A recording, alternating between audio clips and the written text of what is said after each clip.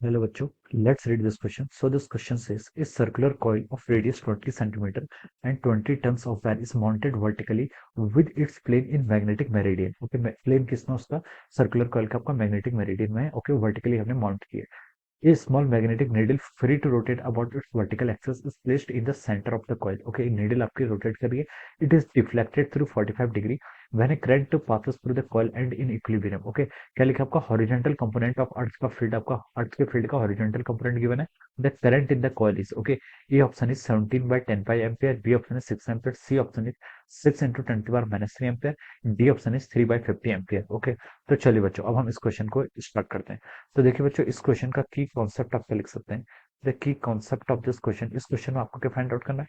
इस क्वेश्चन में आपको देखिए करंट फाइंड आउट करना है. कॉइल में आपकी कितनी करंट फ्लो करेगी वो आपको क्या करना है, यहाँ पर फाइंड आउट करना है. ओके, तो देखिए बच्चों, इस क्वेश्चन का की कॉन्सेप्ट आप क्या लिख सकते हैं. आप टेंजेंट लॉ लिख सकते हैं. क्या लिख सकते हैं आपका tangent law. Tangent law will be the key concept of this question. Okay, जो आपके परपेंडिकुलर फील्ड होते हैं उनकी जो टेंजेंट लॉ होती है वो हम यहाँ पर क्या करेंगे, डिस्क्राइब करेंगे. ओके, तो देखिए बच्चों, अगर आपकी कोई मैग्नेटिक नीडल के अर्थ के मैग्नेटिक फील्ड में रखी होती है. ओके, अर्थ के मैग्नेटिक फील्ड में रखी होती है, तो ये क्या करती है और it will always align themself along the perpendicular component of the earth magnetic field. Okay, needle क्या करेगी, अपने आप को ऑलवेज क्या करती है, अलाइन करती है. Okay, needle always align themselves in the direction of the earth magnetic field के हॉरिजॉन्टल कंपोनेंट के अलोंग. ओके, नीडल क्या करेगी, आपको अलाइन करेंगे. Horizontal component of needle align along horizontal component of earth magnetic field. Okay, earth का magnetic field यानी कि उसको मैं आपको क्या बोल दिया यहाँ पर, बीएच बोल दिया. ओके, बीएच बोल दिया. ओके, अब देखिए ये आपका क्या रहती है, ऑलवेज अलाइन रहती है towards the horizontal component of earth magnetic field. Okay, अब देखिए अगर हम यहाँ पर क्या करते हैं, कोई एक्सटर्नल मैग्नेटिक फील्ड अप्लाई करते हैं.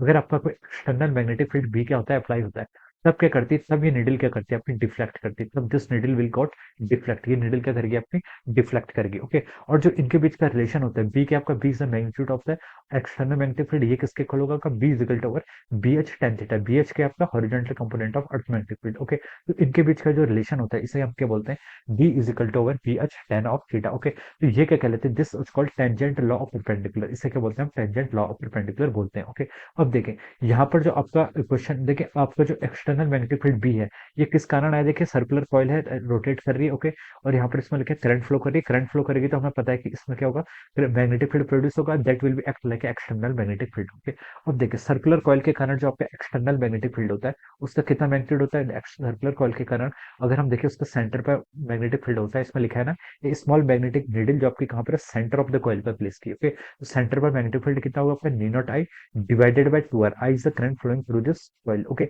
और इसमें क्या एन टर्म्स है तो एन टाइम्स हो जाएगा. ओके, एन क्या था आपका, N times mu naught N I divided by mu naught N I divide by 2 R. Okay, this will be the magnetic field at the centre of the circular loop. Okay, ये किसके equal होगा, ये आपका B H tan theta यानी कि horizontal component of magnetic field into tan theta के equal होगा. Okay, तो देखिए this is our equation one, ये आपकी इक्वेशन वन आ गई.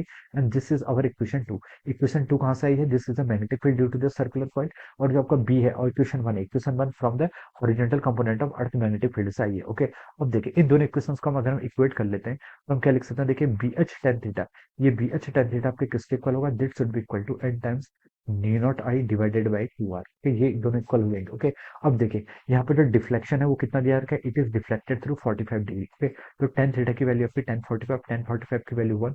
तो हम यहाँ से लिख सकते हैं जो आपका बी एच होगा ये किसके इक्वल होगा, आपका N times mu naught I divided by two R. Okay, हम इसको यहाँ पर से ऐसे ऐसे लिख सकते हैं. ओके, ये आपका इतना हो जाएगा. ओके, बी और बी एच आपका क्या हो जाएगा, एक दूसरे के यहाँ पर से क्या होगा, आपका इक्वल हो जाएगा. ओके, अब देखिए आपको यहाँ से क्या फाइंड आउट करना है, आपको तो यहाँ से करंट फाइंड आउट करनी है, तो करंट को आप लिख लीजिए, बी लिख लीजिए, बी एस लिख लीजिए, दोनों आप इक्वल ही हो जाएंगे. Okay, times two R divided by N times mu naught हो जाएगा, N times mu naught. Okay, ये आपका यहाँ पर से इतना आ गया. ओके, अब देखिए वैल्यू पुट कर लीजिए, हॉरिजॉन्टल कंपोनेंट अर्थ मैग्नेटिक फील्ड आपका क्वेश्चन में कितना गिवन कर रखा है, 0.34. इसकी वैल्यू पुट कर लीजिए 0.34 into ten to the power minus 4 tesla into two times radius R. R के यहाँ पर आपकी रेडियस, रेडियस कितनी देर के 20 सेंटीमीटर यानी कि आप इसको 0.2 मीटर लिख सकते हैं. Okay, divided by N times mu naught. N number of turns कितने आपके 20 है. ओके, नी नॉट की वैल्यू पुट कर लीजिए 4 pi into ten to the power minus 7. Okay, ये आपने यहाँ पर से इतना पुट कर लिया. ओके, अब देखिए बच्चों, अब इसको हम सॉल्व करते हैं आगे.